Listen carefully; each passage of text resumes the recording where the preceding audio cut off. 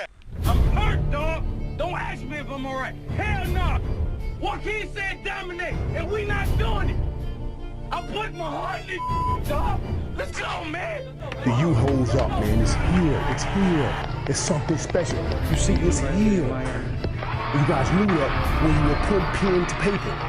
You knew that. You knew it in your mind and you knew it in your heart. This is what it takes to wear the U on the side of your helmet. We learned this is what it takes to be a champion. I bust my ass training.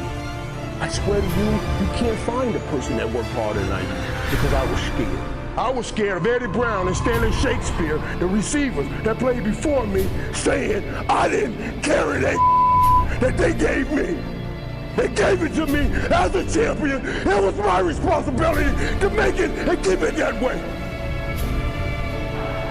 And I wouldn't stand in front of them as a man and I handed them, after they handed me something, I handed them back nothing.